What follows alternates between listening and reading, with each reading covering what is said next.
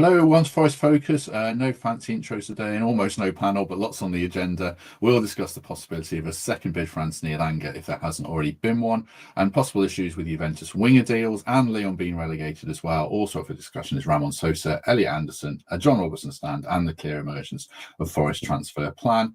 So joining me is Pete Blackburn. Morning, Pete. How are you? Morning. Yeah, I'm good, thanks. No longer in captivity as last time. When I was in that dark room on Monday. So, yeah, happy to be home. Had a few days working away in Liverpool, but, yeah, good to be on. Good to see you. Looking forward to chatting. Yeah, good to have you on board, Pete. Good to have everyone with us as well. Do us a favour, hit like if you haven't already. We shall kick off with Anthony Elanga. Speculation that Newcastle will bid again, but one report they've already bid again. Nicolo Sciarra, who's an Italian transfer journalist with lots of Twitter followers, what's that worth? All that's worth. So there's been a £55 million bid. Doesn't say if it's pounds or euros. I'm not putting too much stock in it personally. Until it comes from more sources or more reliable ones. No disrespect to him. But there's that on the plate, on the table. I also spoke yesterday to a chap called Andrew Musgrove, who is sort of the equivalent of me for a Newcastle pod. The Everything is Black and White podcast for the Newcastle Chronicle. He's the host. So I had a quick chat. This is like a 2-minute video on what he thinks is happening with Newcastle. And then I'll pick it up with Pete on the other side. So here's my chat with Andrew yesterday. I think they will go back in for Anthony Elanga. We've seen with Newcastle United in previous windows that they select players from a very small pool.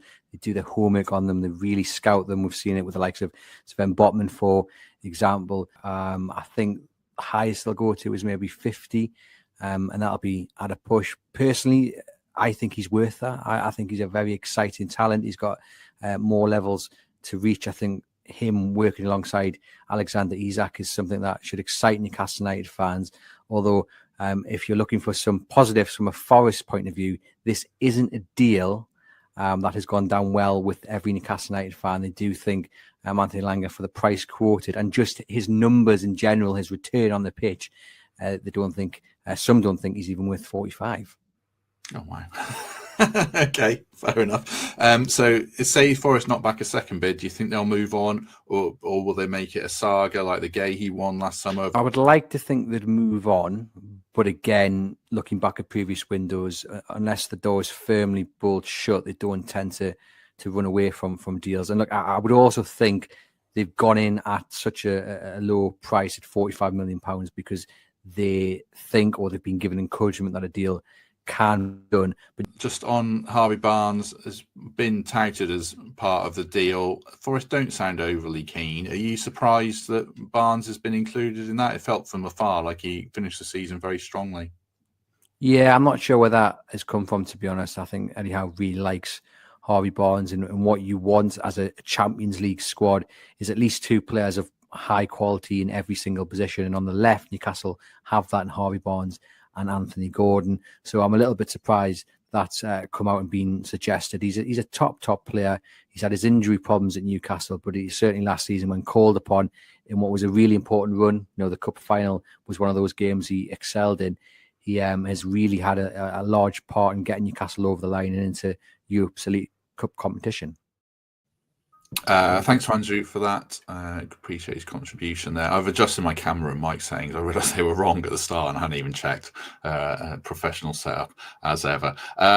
Pete, give us your general take on this Elanga situation, and it'll branch out into more topics between us, I'm sure. Yeah, I've got quite a lot of thoughts on this. It feels like a really pivotal one for us this summer.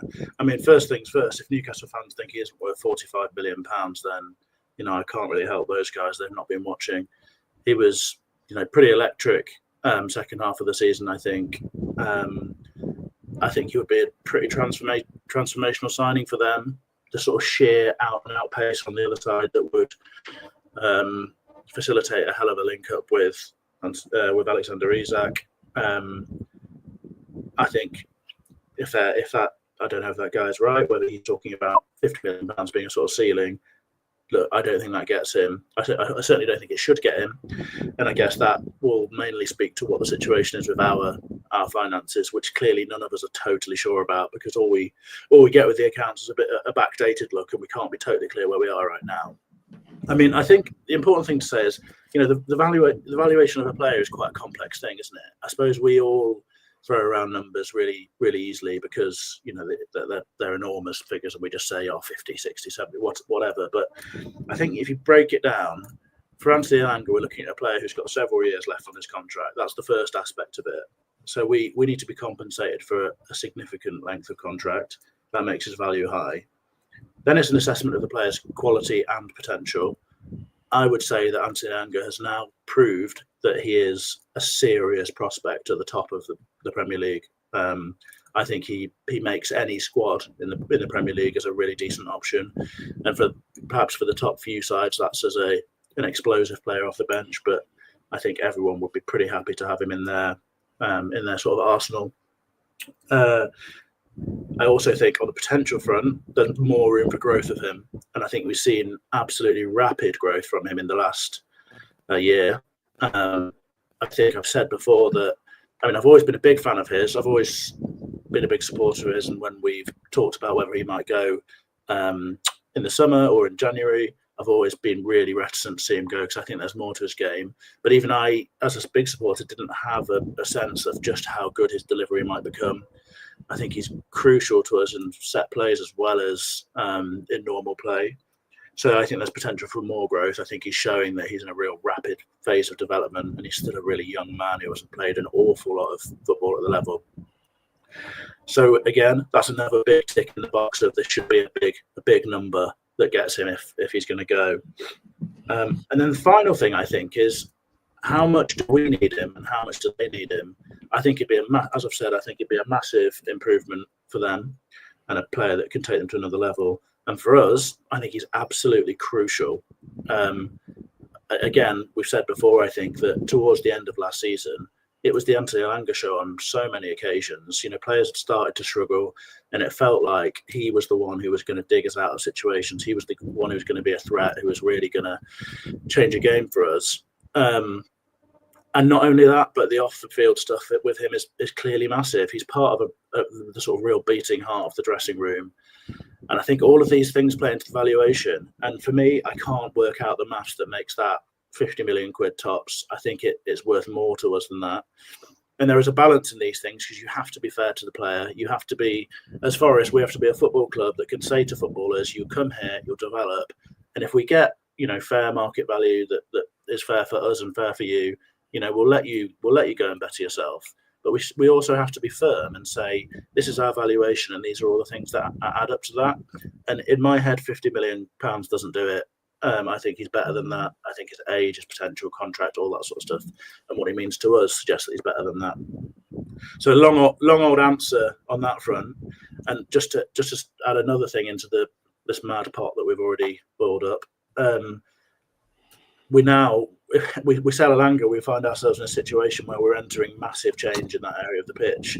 I think we're mostly agreed that we probably need to bring in 2 backup players in those areas, players who can push Elanga and Hudson-Odoi.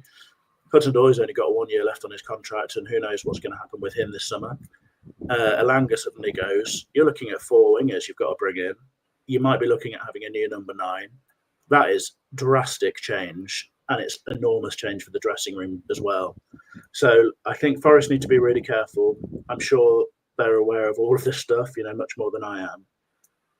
For me, Anthony Elanga is one of the ones I'd least like to lose.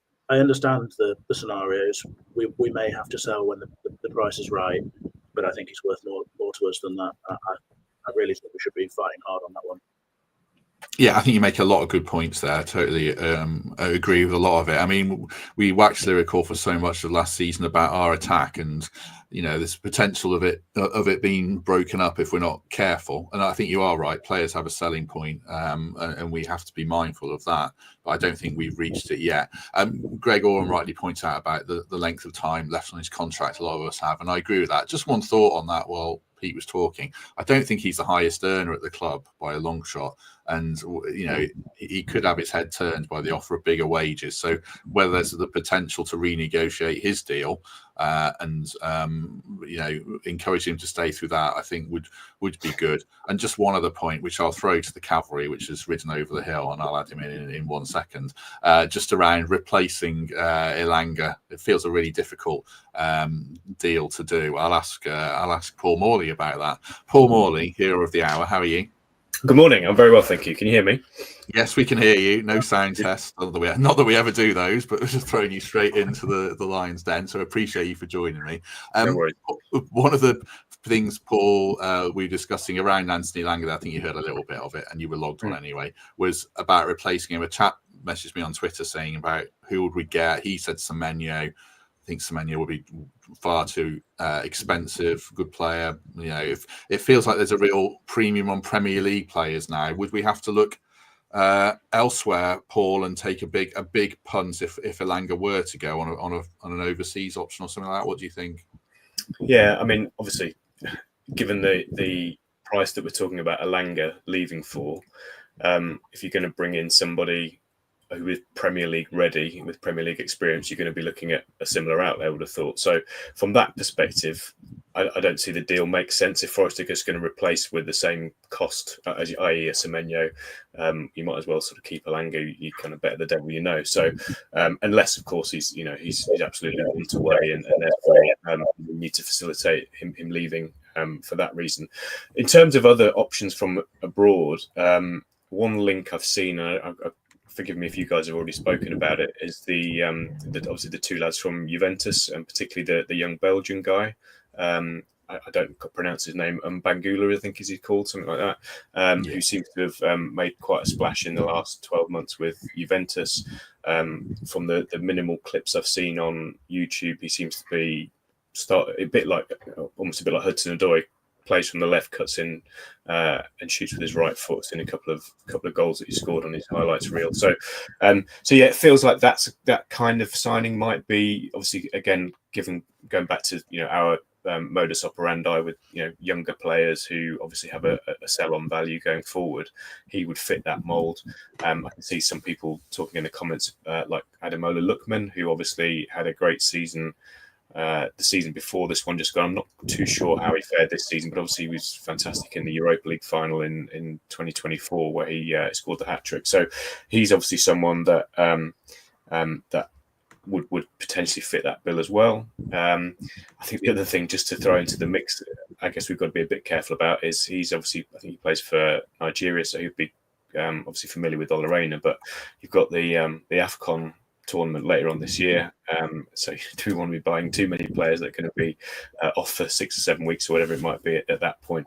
I appreciate, this would be a longer term signing, so we shouldn't maybe let that cloud the judgment, but I guess it's something to consider. So yeah, all in all, again, a bit like Pete's relatively long-winded answer, but I think if we are going to sell Elanga, it's going to be very difficult to get a Premier League ready like for less money. Hence why the deal perhaps wouldn't make sense if that's what we're going to do. But yeah, alternatively, look to perhaps Europe or even South America, and where obviously we've had success before, and look to get someone for a lower fee that, again, you can build up in the same that we have done Elanga over the last 2 or 3 seasons, and look to make a profit in due course.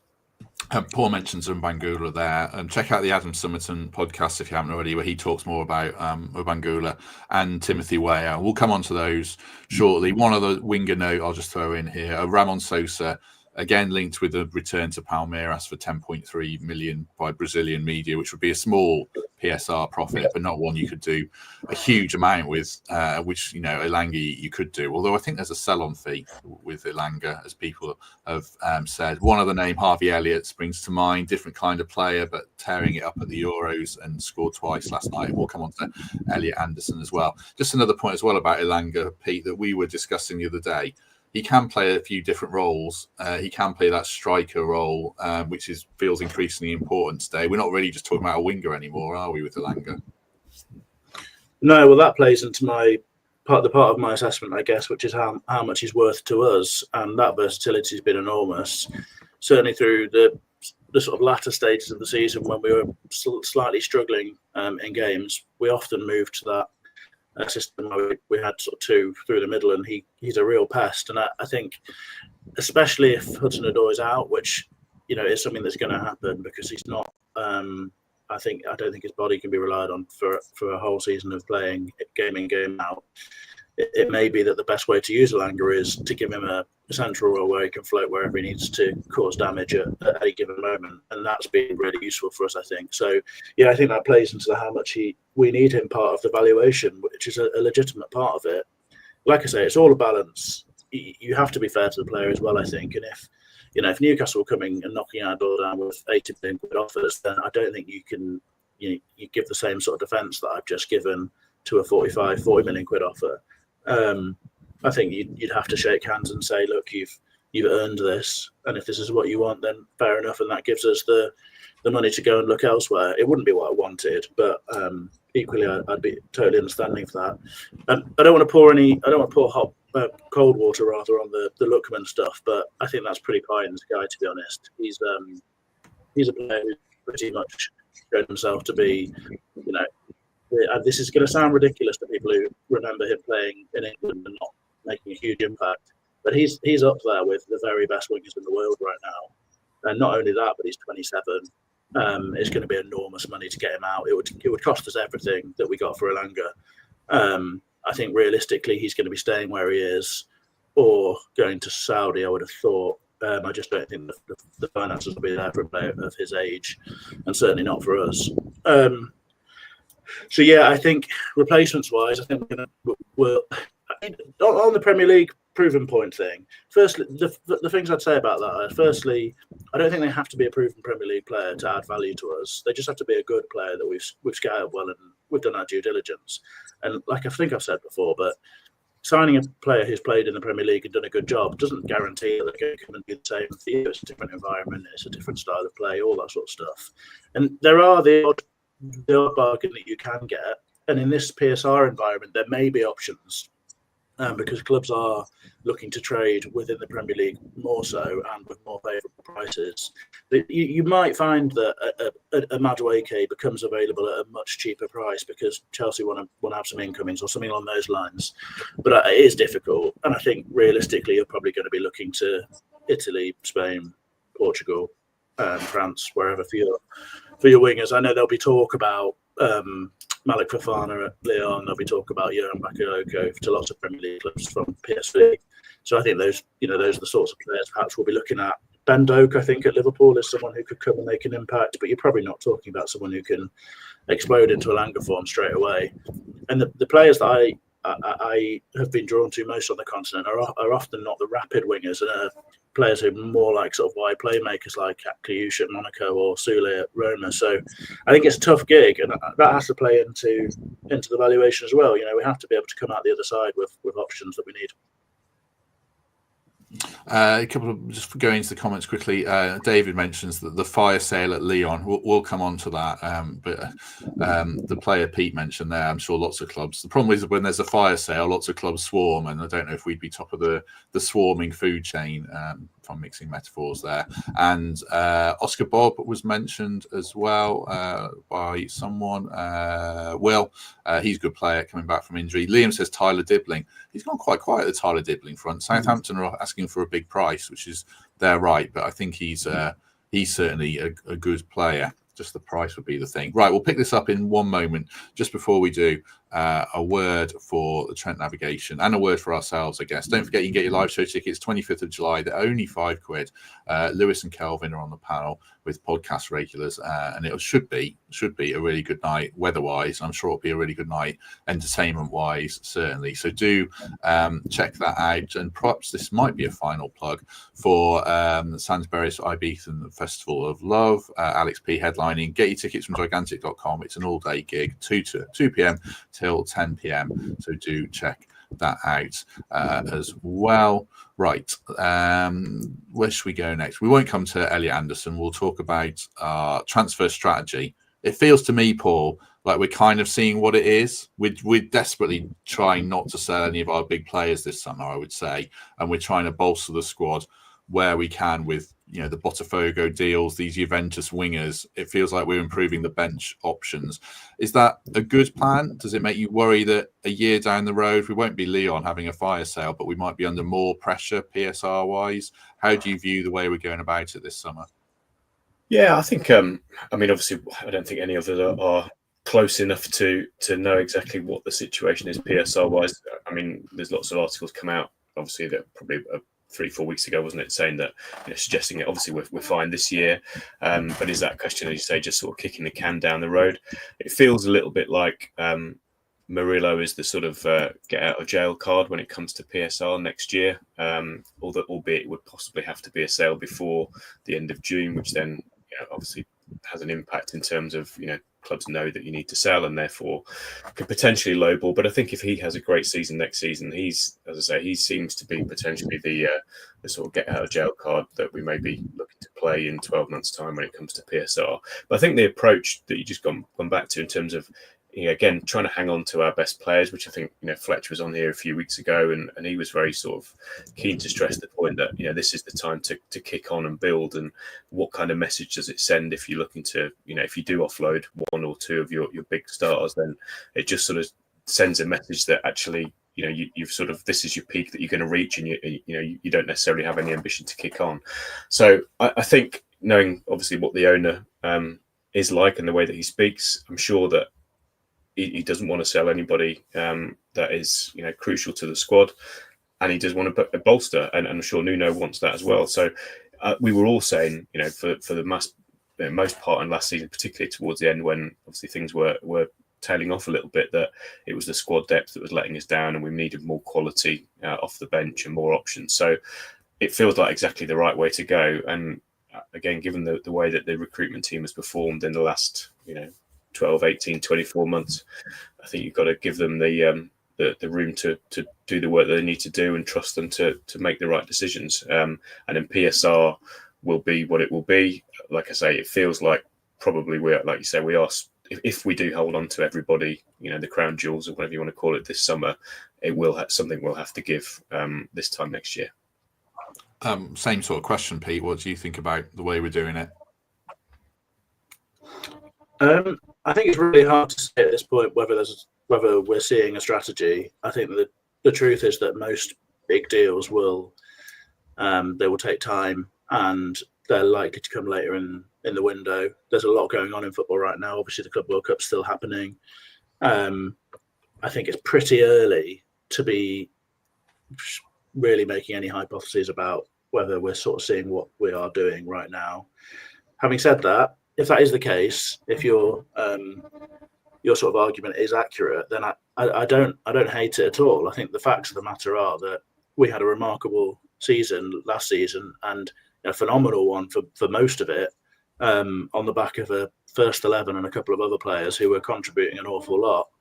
And I think it's pretty clear that the biggest weakness that we had was that when players got injured or when players were knackered, we really, really struggled to bring other players into the side who could compete at the same sort of level, whether that was with physicality or nous, or whether that was the technical ability.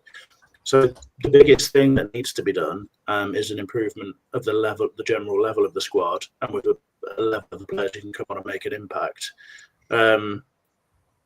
Sorry, I've just seen a comment that made me laugh. It's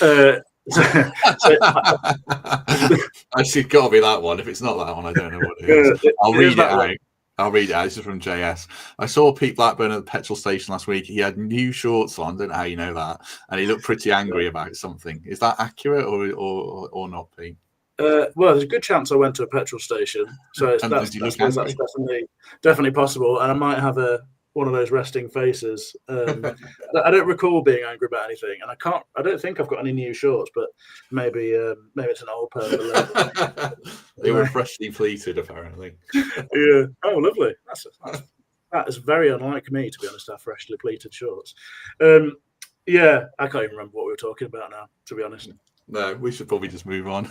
We'll come back to other stuff anyway. That was a rare one in the comments that really caught my attention. Is this Lyon thing a problem, Paul? For those who haven't seen, Lyon were relegated by the French Football Federation for, well, relatively huge debts. English clubs have got bigger debts, but I think it's about over 500 million. They can appeal the decision, but obviously it appears it puts a spanner in the works for Danilo and Matt Turner going there, because I don't know why they'd want to now if they're playing second tier French football.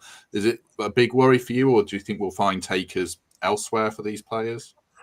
I don't know. It's a good question. It does feel like, as you say, spanner in the works was the phrase that I was going to use myself.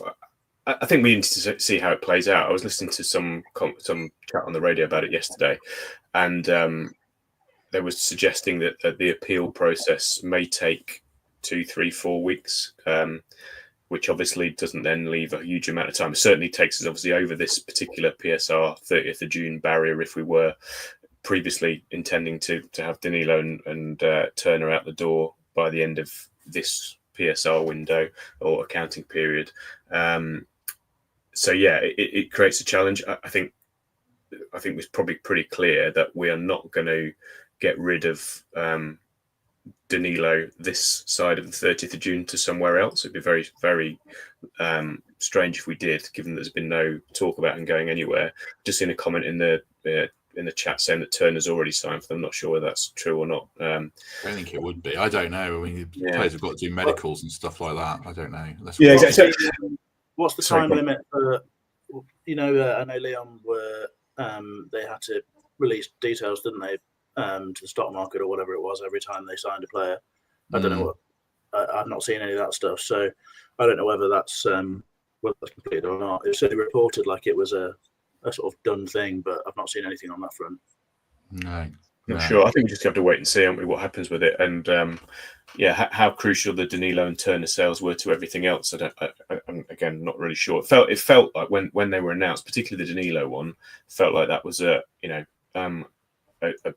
mechanism that meant that we wouldn't have to look to sell one of the others. If we talk 20 odd million, I think it was, we were looking to sell him for. So if that doesn't happen, then that could change the view on a larger sale, perhaps. I don't know.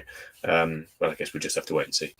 Yeah, I've got no worries. If they want to sell Danilo, I've got no worries they'll find him. The 20 million fee seemed fair to me. I don't know if you'll get 8 million quid for Matt Turner. Again, maybe I'm wrong. I suppose the only worry, Pete, was, and again, we don't know the inner mechanisms of all this, but was the Lyon deals used to fund the Botafogo deals? And again, spanner in the works. Maybe we have to sell someone else quickly that we didn't want to, or not. I know we're speculating here. I know you hate doing that, but are you concerned that this might be an issue with signing Igor Jesus or stuff like that? Well, I don't really know how to answer the question, to be honest. I don't think it means, I wouldn't have thought that it means that we can't sign the Brazilian players, because you're not talking about an enormous outlay there. And as we've said, I think it's the case that we're probably comfortable-ish for this PSR period. The problem is what happens at the end of next season when we add players this season. So I think we'll be okay in terms of still doing those deals. It's a blow, because I think good luck to anyone trying to find 8 million quid from Matt Turner. No offense to the guy, but he has got absolutely no recent record of success and an awful lot of howlers and such like on the video loop now. So that's not going to be an easy thing to do. Danilo, I think, is a player who, injury aside, is well worth the sort of money that was being talked about with Lyon. And I think there'll be other clubs who are happy to get involved. I think the clubs in Brazil are spending money now, and I wouldn't be surprised at all if that was tempting for him. You might not get 20 million from them, but you might well get 15.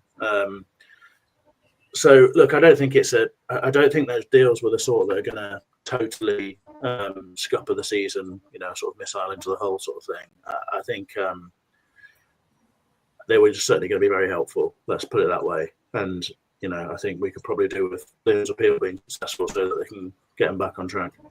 Yeah.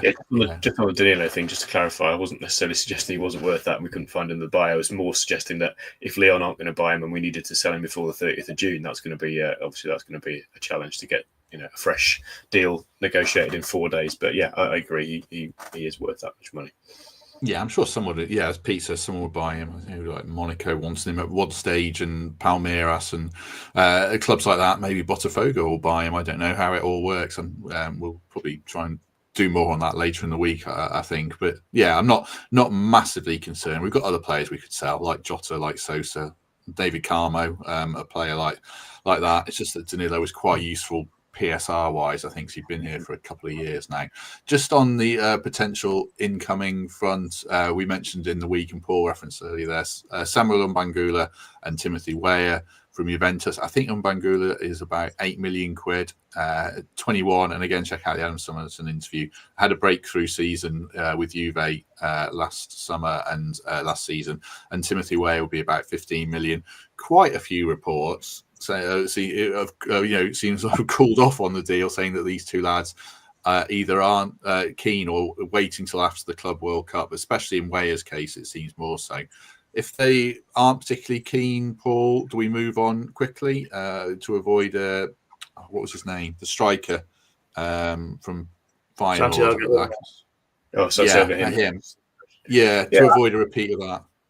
I think it's a bit of a freak sort of summer this summer with the Club World Cup, isn't it? Because you've got those two players. I'm assuming they're both over there with Juventus, who I think play Man City tonight, don't they? And you've got obviously the Brazilian lads that are there.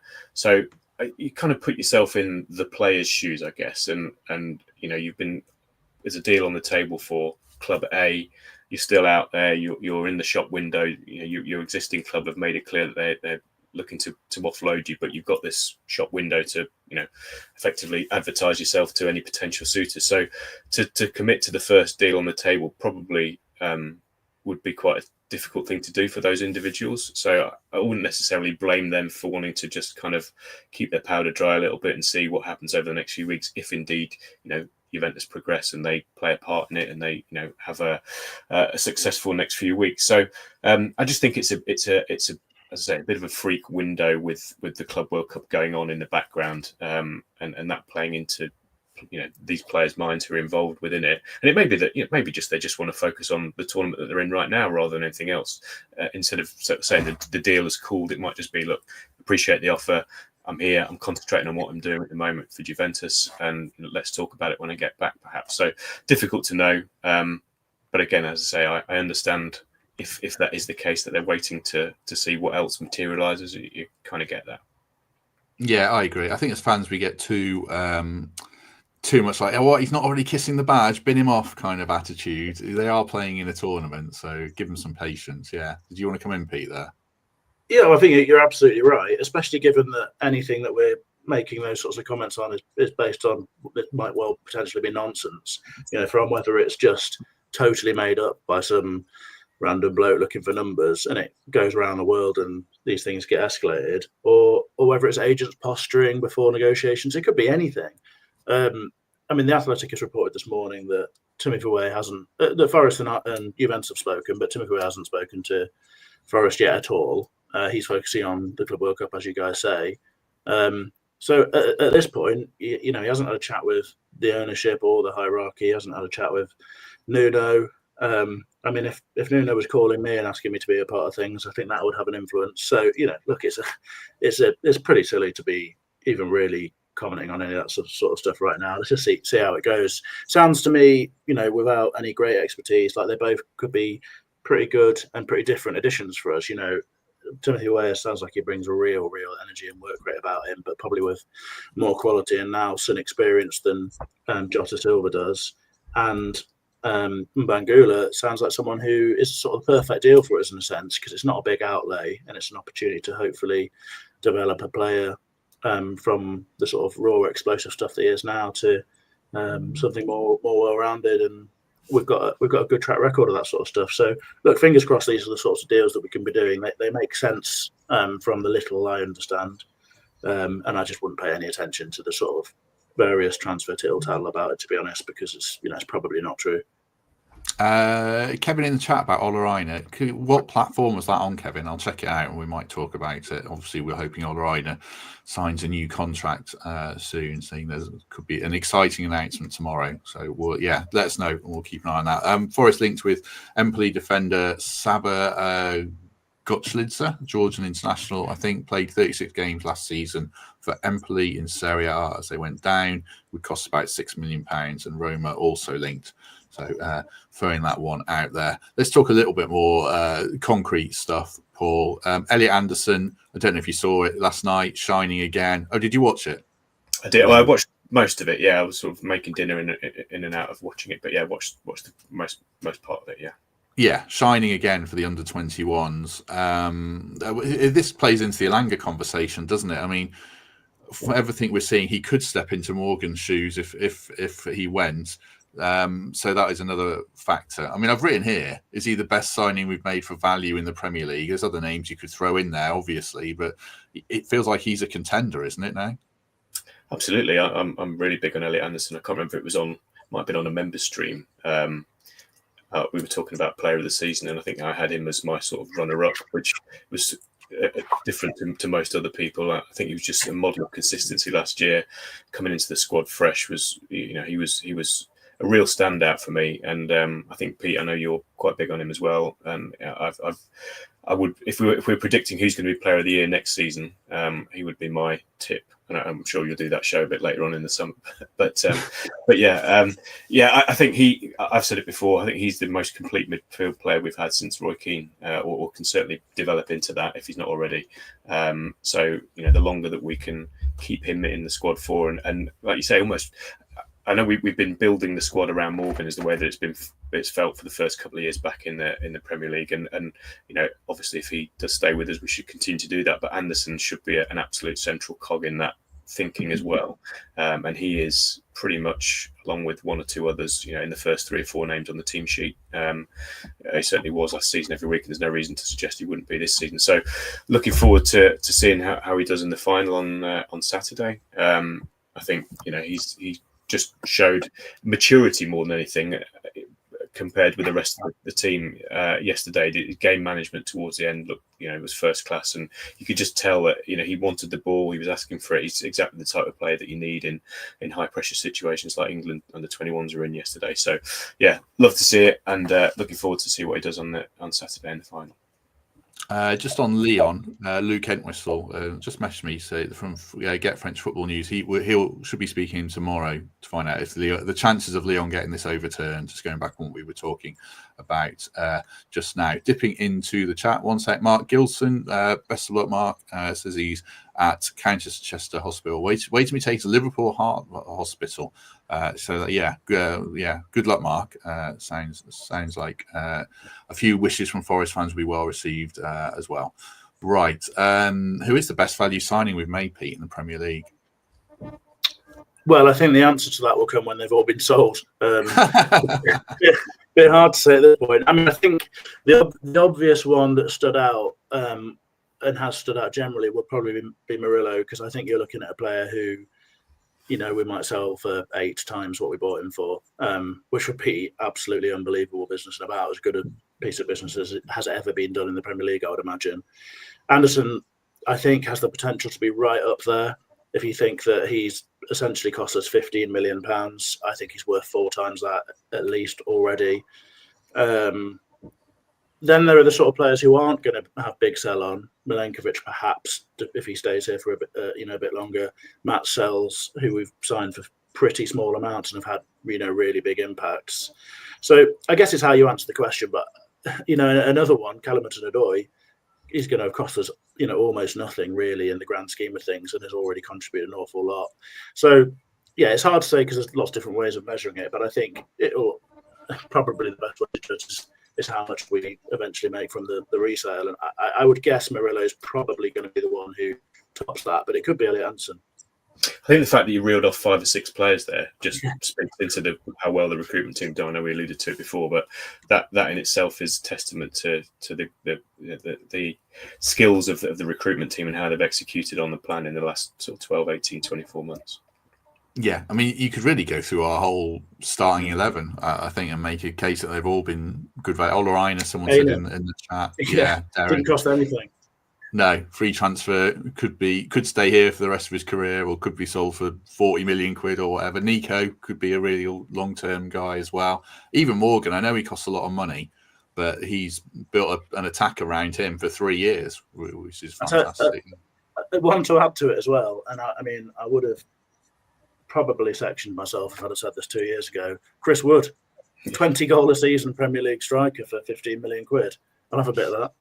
Yeah, exactly. It does show how good it's been, certainly. Right, a little few extra bits to get through just for that. A word for Home Move Estate Agents, another property to bring to you today. This one is in Ethel Avenue, Nottingham, NG3, postcode, 5-bed, 4-bath. 5 spacious bedrooms, including a magnificent, you can tell that Ben's written these words, magnificent principal suite with luxurious ensuite facilities, expansive ground floor with underfloor heating, creating a warm, inviting atmosphere throughout. This is not just a house, it's a place where your story unfolds and the possibilities are endless. Welcome home, says Ben Sales, or one of his staff. I mean, it does look a cracking house for those of you who are watching on YouTube, and if you're listening and you want to check out the link, it will be in the description after this. While it's still playing, Pete, did you ever have to write ad copy? No, never done any of that, thankfully. Definitely not my bag. No, it wasn't mine either. It's a tough old gig, but I had to do it. You can't tell, mate. I know. I should have copied and pasted the whole of Ben's description of the house, because it does do it. He is a good salesman, but it doesn't need selling. Looking at it, there you go. That's my. No, it's a rather nice gaff, that is.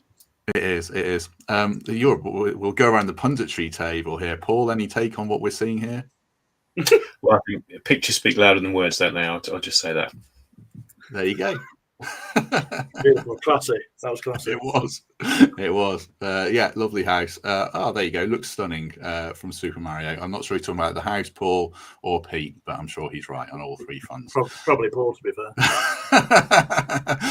How much is that house, says Rafi? We're getting more getting lots of comments. 725,000 to 750k, Raf. Did I not mention that? Are you doing my job for me? I don't know. But there you go. 725 to 750.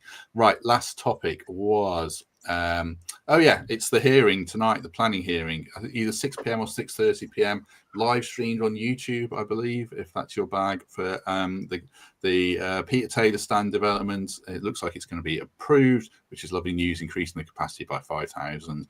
Lots of corporate stuff in there to bring money in as well. A piece by Danny Taylor in The Athletic I read this morning, making the case for knocking down the Bridgford end, rebuilding it with lots of cool, funky stuff as well. Like that, lots of issues around it, including buying up the houses around the land.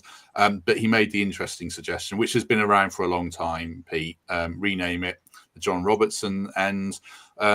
Thoughts on that? I mean, I think we'll both be 50 by the time it happens at this rate, but it feels like a worthy one to get behind. I mean, I would support that wholeheartedly. I think there's strides have been made at the City Ground to really showcase the history of the place and pay tribute to some of the great moments that we've had in over the decades. Obviously, you've seen with the museum and such like, there has been work done there. We're still yet to see those miracle gates. I think those would be that would be a tremendously fitting thing, and I can't think that there would be any better choice really than, should that Bridgford stand development take place, than to rename it in honour of the I'd say pretty clearly the greatest footballer in the history of the club. So fingers crossed that's what we see. I mean, we know that's what the club want to do. That's where we start to see real gains in terms of the number of seats that we can fit in the City Ground.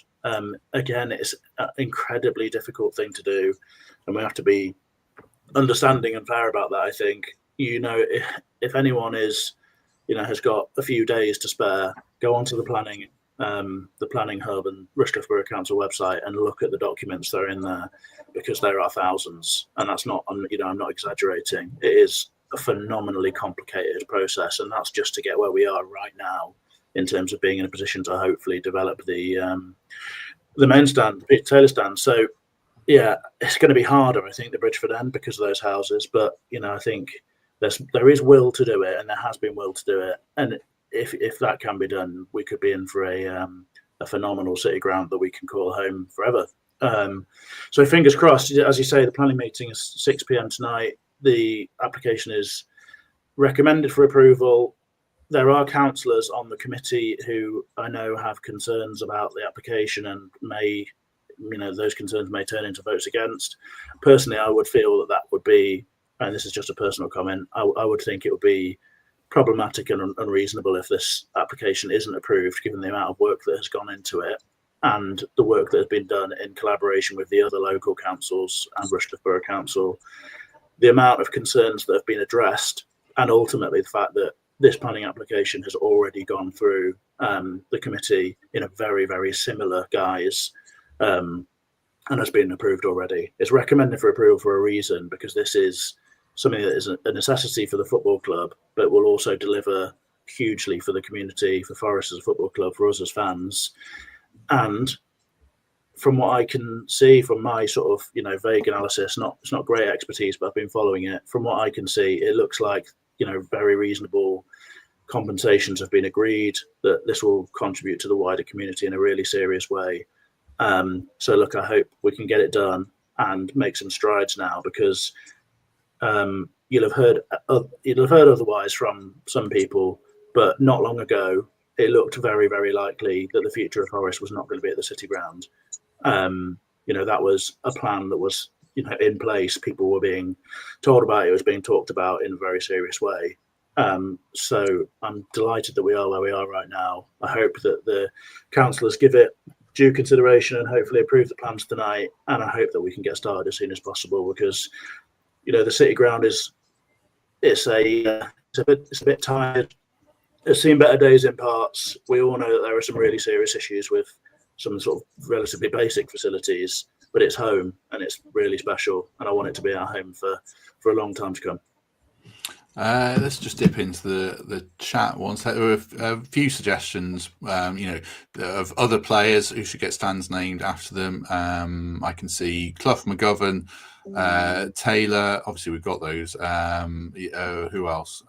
Stuart Pearce springs to mind. Rafik Jabor got a shout. Jesse Lingard. A few ones like that, certainly. Paul, should we rename the Trent End as well, do you think? I think the Trent End's the Trent End, isn't it? I think I'd be in favour of keeping the Trent End as is. But yeah, I mean, any of those names, McGovern, Robertson, I know somebody said you could maybe call it the Legend Stand and have a block named after each of them. That might be another option to sort of keep everybody happy. But yeah, I think in terms of the whole process, I mean, I've always been in favour of sort of gradual expansion. I think that's the most sensible way to go, and start with a Peter Taylor stand, takes it up to 35. I assume if we did manage to do the Bridgford stand in the next 5, 6, 7 years, whatever long it may take, that would take us up to somewhere near 40. And I think you just need to reassess every time we do a particular piece of work. Does the club's position in the league still merit pursuing on that? Because as much as we all want it to, and as much as it feels like the trajectory is a positive one, we all know from previous experience that it doesn't take a whole lot for things to come off the rails in any football club, not just Forest. So I think not running before we can walk makes sense, and the first step being the Peter Taylor stand is the obvious and most sensible approach, I think, to take us to 35 and then see where we get from there. People going way back, people are asking, I like how the property thing has taken off, where it is in NG3. It's in Mapley. I just had a quick Google, if that's of interest. Danscape dropping in some random names to replace Elanga. I mean, these could be Football Manager regens, Dan. I had to Google Dan Ndoye to make sure he's real, which might show my lack of knowledge, but Pete's nodding along. He is 8 goals in Serie A last season. I think he was on my my now long buried scouting shortlist thing that we were going to do a podcast about, that we haven't on and didn't. But yeah, that sounded like you're a bit sore about that. Like a proper pacey winger who would make a lot of sense. I think I can't say I watched him an awful lot, but I did a bit of research for that, and he was on there, so that sounds like a good shout to me. Excellent. Right, I think that brings us to our conclusion pretty much. Any other business, anything you want to add, Paul, apart from thanks from me to you for stepping in at the last minute? Anything you want to add? No worries, no, not at all. I don't think so. No, I just talking about Elanga. I was out in Greece last weekend, and in Mykonos, and he was there at the same time, and I kept missing him. I wasn't necessarily stalking him, but there was Not necessarily.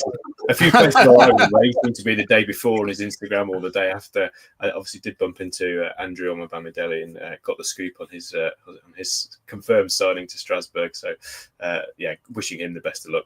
He was a nice chap, and I met him last week. So wishing him all the best of luck. And I think that's one deal, I suppose, that when we talk about PSR and fringe things that we were talking about at the beginning, obviously that's one that to make note that's got over the line. So thanks for having me on. Enjoyed the chat, albeit it was a late sub off the bench. So look forward to catching up soon, chaps. Yeah, good stuff. We didn't mention Mbangula much, did we? I don't know what the fee was, but that would be quite useful PSR wise. I think we spent 11 million. I imagine it wasn't too dissimilar to that, although I've not seen a figure anywhere. I don't know if these chaps have. Pete, anything from you before we go? A couple of very quick things. Somebody in the comments was asking for a link to the planning application. I can't put it in because when I try and join the chat, it makes my computer go mad. But if you contact me on Twitter, I'll send it to you. Or if you just Google Rushcliffe Planning Committee, Rushcliffe Borough Council Planning Committee, there's a section where you can just click on Browse Meetings, and it will be dated 26th of the 6th, 2025, so today's date. And there's all the documents in there. It brings you up a homepage with the sort of current application. But if you have a look at the current one, inside there's a link to a massive suite of documents, which is everything that has happened, and it is enormous. It's quite eye-opening, really, if you don't have any great insight into that sort of stuff. A hell of a lot of work has been done. And just the only other thing, I just add my best wishes to Mark as well. And in my experience away from Forest Folks and in my normal working life, you're in very, very safe, world-class hands in Liverpool. So all the very best with it, and I hope it all goes well. You don't have a job. I've seen, apart from all these awards you're winning, I've seen no evidence you've actually got a job, but I'll have to take your word for it. Quick one. The last person who should be complaining about that is you, pal. I know. I dropped the kids off at school yesterday and thought, I'm just going to walk to a cafe on the other side of my village for exercise. And I had breakfast there and walked back. It was very pleasant. Quick one from me. And if anyone's got any charity games or anything they want to plug, drop me a message. Twitter's the best place. Facebook and stuff like that, I just miss them. But yeah, Twitter. Notts Police football team are playing the fire service on Sunday, this Sunday at Bridgford United. Lewis is there making the presentations. It's in support of the White Ribbon Domestic Abuse Support Charity. Kickoff is at noon, and it's a bit of a family fun day. They'll have, I think, police dogs there, fire engines, all that kind of stuff. So if you're looking for something to do on Sunday, do check that one out. We shall be back tomorrow. Guest interview should be a good one, good fun, with a regular guest. And try not to say who they are in case it scuppers it and they fall through. But it'll be good fun anyway. So check that out tomorrow. And then we'll have stuff through the weekend as well. We don't normally, but I think we'll do something on the Lyon relegation and a bit on the Botafogo players is the plan. So stay with us for all that. Paul Morley, thank you very much. You're welcome. Thank you. Pete Blackburn, thank you very much. Pleasure, and tributes to Paul for turning up at the last minute and smashing as ever. Yeah, all tributes to Paul, man of the match today, or superior player of the match if you watch the Club World Cup. Thanks very much for your company, everyone. Do us a favour and hit like if you haven't already. Do subscribe, all that good stuff. But if we don't see you tomorrow, we shall see you soon.